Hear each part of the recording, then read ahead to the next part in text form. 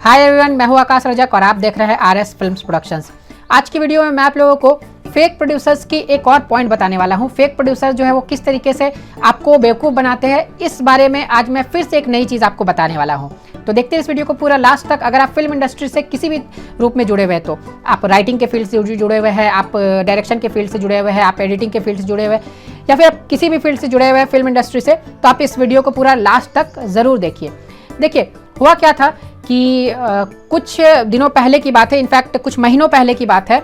मेरे एक सब्सक्राइबर है जो हमारे A to Z script writing course को भी कर चुके थे, तो उनकी बात जो है एक प्रोड्यूसर से हुई थी, और वो प्रोड्यूसर जो लगभग उनकी स्क्रिप्ट पर काम करने के लिए, मूवी बनाने के लिए राज़ी भी हो गए थे। उनकी फाइनल मीटिंग होने वाली थी, तो वो जो मेरे स्टूडेंट थे उन्होंने मुझे बोला कि सर आप प्लीज़ मेरे साथ चलिए, मैं आपकी जो भी चार्जेस वगैरह होंगे, आप मेरे साथ 2 दिन वहाँ पर रहिएगा, वहाँ जाना होगा आपको, और 2 दिन का आपका जो भी चार्जेस बनेगा मैं आपको दे दूँगा। उन्होंने बहुत रिक्वेस्ट किया कि आप प्लीज़ मेरे साथ एक बार चलिए, क्योंकि फाइनल मीटिंग होने वाली है, वहाँ पर जो भी होगा आप अगर मेरे साथ रहेंगे तो मुझे अच्छे से वो चीज़ें समझ में आएंगी, और मैं अगर कोई फ्रॉड होने वाला रहेगा मेरे साथ तो मैं उससे बच जाऊँगा।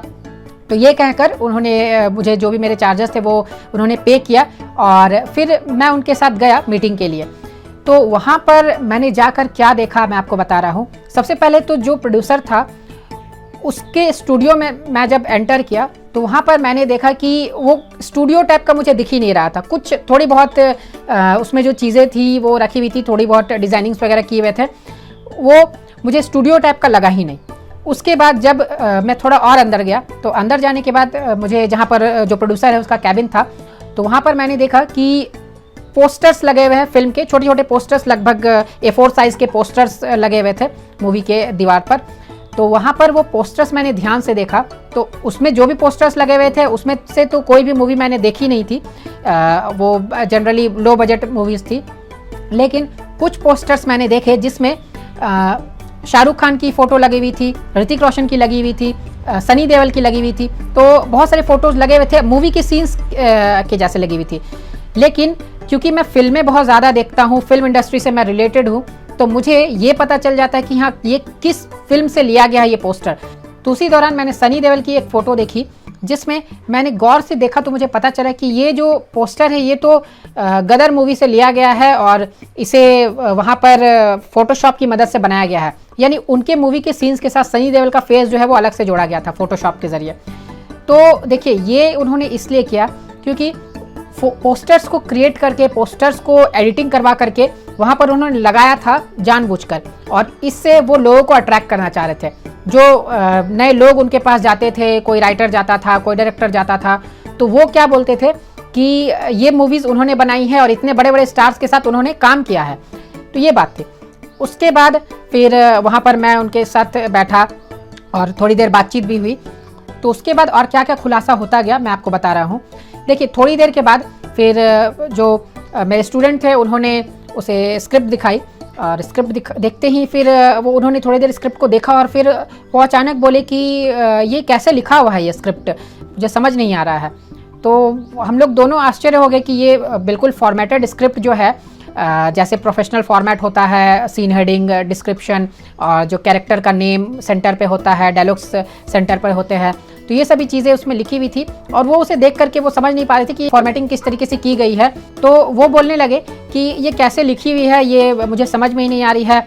तो हम लोगों ने बताया कि देखिए, ये स्क्रिप्ट की प्रोफेशनल फॉर्मेट है, और इसमें आपको तो पता होना चाहिए कि स्क्रिप्ट प्रॉपर फॉर्मेट में कैसे लिखी हुई रहती है। तो वो बोले कि नहीं, वो तो पहले होती थी कि जैसे साइड में डायलॉग्स लिखे, नेम, कैरेक्टर का नेम रहता था, और फिर उसके डायलॉग्स लिखे हुए रहते थे लाइन में। तो मैंने कहा कि ठीक है, वो भी फॉर्मेट है, लेकिन वो ओल्ड फॉर्मेट है, और अभी लेटेस्ट फॉर्मेट जो है ये है, आप इसे देखिए, इस तरीके से लिखा हुआ है, ये फॉर्मेट गलत नहीं है, ये बिल्कुल इंटरनेशनली एक्सेप्टेड फॉर्मेट है। जब मैंने उन्हें बताया तो फिर वो आगे बढ़े।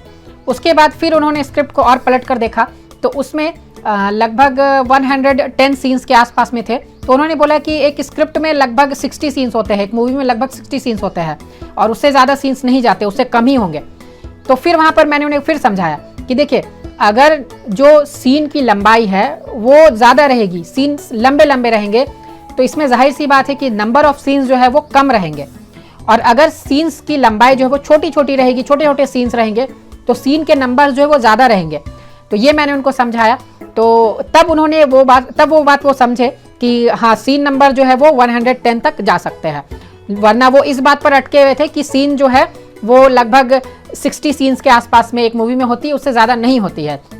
तो वहाँ से मैंने ये बात तो कैच कर ली कि ये बंदा जो है ये प्रोड्यूसर नहीं है, ये फिल्में नहीं बनाता है, क्योंकि अगर वो फिल्में बनाता, इतनी सारी मूवीज़ वो बनाया हुआ रहता तो उनको ये सभी चीज़ें मालूम होती। तो यहाँ से मैं वो बातें बिल्कुल समझ गया। उसके बाद फिर आगे की बात आई। आगे के बात में उन्होंने मेरे स्टूडेंट को फिर क्या कहा कि आप अपनी प्रोजेक्ट के लिए कितना फंडिंग कर रहे हैं, मेन पॉइंट पर वो आ गए उस समय। इससे पहले उन्होंने फंडिंग की बात नहीं की थी, अब वहां पर वो मेन पॉइंट पर आए कि इसके लिए आप कितना फंडिंग कर रहे हैं। मैं तो आपकी स्क्रिप्ट ले रहा हूं, लेकिन आप कितना फंडिंग कर रहे हैं। तो आप 5 लाख कर रहे हैं, 10 लाख कर रहे हैं, 15 लाख कर रहे हैं, आप कितना कर रहे हैं, बाकी जो बचेगा मैं लगाऊंगा। यहाँ पर वो फिर फंड की बात करने लगे।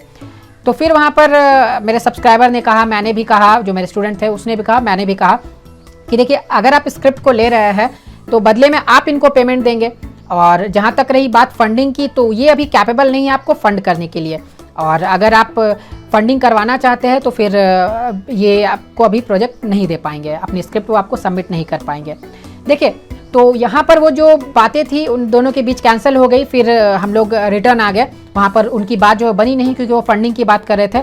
लेकिन देखिए मैं यहाँ पर एक बात कहना चाहूँगा कि फंडिंग होती है, ऐसे जो जेन्युइन प्रोड्यूसर्स रहते हैं वो लोग भी फंड लेते हैं, लेकिन वो लोग रियल में मूवी बनाते हैं। जैसे अगर आप एज अ राइटर वहाँ पर जाते हैं और आप किसी प्रोड्यूसर को 5 लाख, 10 लाख, 15, 20 लाख आप देते हैं, तो वो उसे एज अ फंड रखते हैं अपने मूवी में, और फिर वो उसे इन्वेस्ट करते हैं, और फिर वो उस पर मूवी बनाते हैं, उसे रिलीज़ भी करते हैं, आपका नाम भी देते हैं, आपको फिर बाद में पेमेंट भी मिलता है।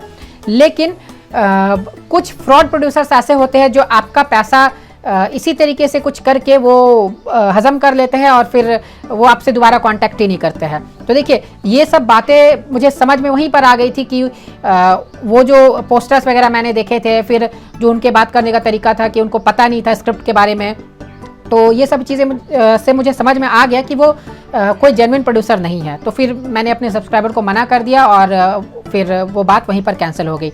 वरना आज क्या होता कि अगर मैं उनके साथ नहीं जाता तो उनके साथ बहुत बड़ा लॉस हो सकता था। हो सकता है वो उनकी बातों में आकर 5 लाख, 10 लाख उनको वो दे देते, और देने के बाद क्या होता कि उनके पैसे डूब जाते। तो ऐसा अक्सर होता है फिल्म इंडस्ट्री में। मैंने ऐसे बहुत सारे केसेस देखे हैं जहाँ पर इस तरह से होता है और लोगों के पैसे जो है वो डूब जाते हैं।